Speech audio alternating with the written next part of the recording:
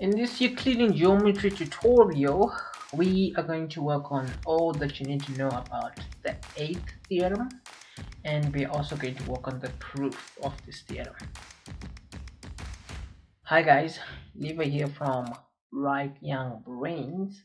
Theorem 8 is also one of those straightforward theorems. So what it basically states is, as long as you have two tangents that are coming from the exact same point, these two tangents here will be equal in length. So in words,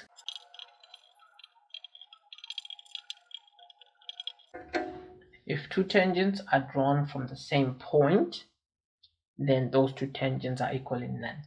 So we know that these are both tangents to this circle because they are straight lines that touch this circle only once.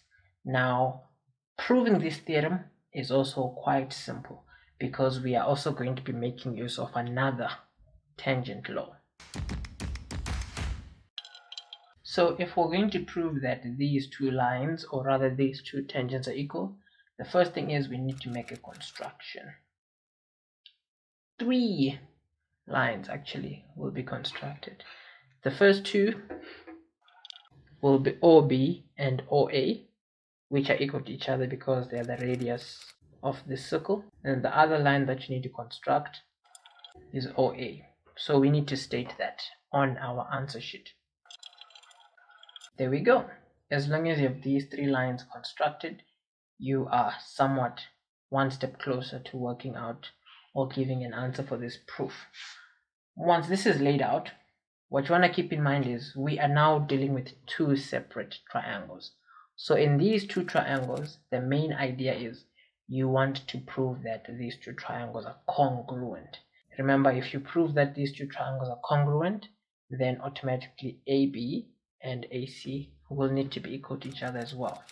To do that, you want to work with each of them separately. If we work with the triangle on the left and we work with the triangle on the right, we need to firstly state that in triangle ABO and triangle ACO, this needs to be stated out at the top so that whatever you're going to do here, you have like a meaningful conclusion. The first thing you want to now do is, if you work with these two triangles, in terms of us proving congruency, you can somewhat mix and match angles and sides, as in prove that certain angles are equal and certain sides are equal. The one thing that you don't want to do if you're proving congruency is to prove that three pairs of angles are equal, because that's proving similarity.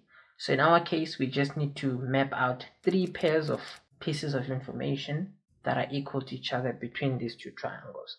So the first piece is, we can see that in both of these triangles, OB and OC are both the radiuses of this circle. So we know that OB is equal to OC, and the reason there is radii. So that's one thing that we have proven to be equal.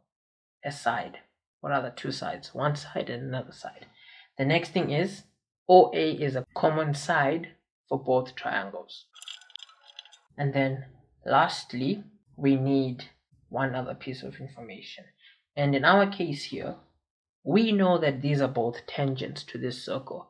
And we also know that this is a radius of your circle and this is also a radius of your circle.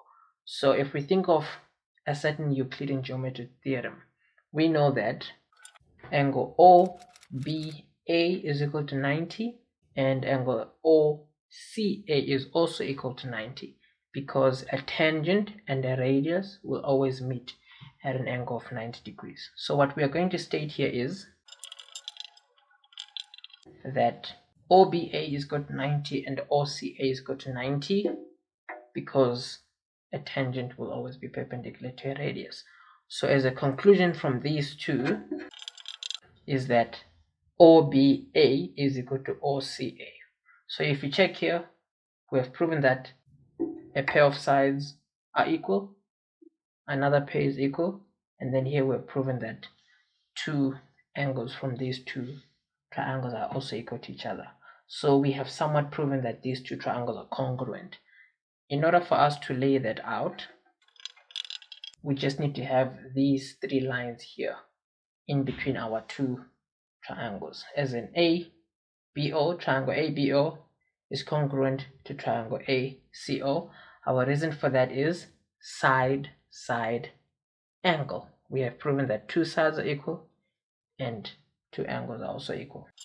There we go.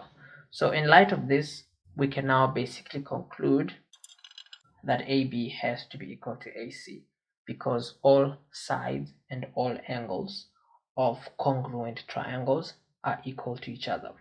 So if you want to have a statement or a reason next to this, you could basically put the corresponding sides of triangles that are congruent. So as long as these two are congruent, it means that lines that are somewhat at the same position relative to each other are going to be equal to each other in length. This is all you need to do for this theorem in terms of proving it, and it is also a very basic theorem, so you don't want to lose marks for questions like this in an exam. So on Saturdays on IG, on my math account at Zero Aesthetics Just Mathematics, we basically just have math live sessions between 3 to 4 p.m. So basically what happens is we just literally go through whatever topic that you guys are working on at school, and then we just have like a quick tutorial on the fly on whatever it is that you will be having questions on.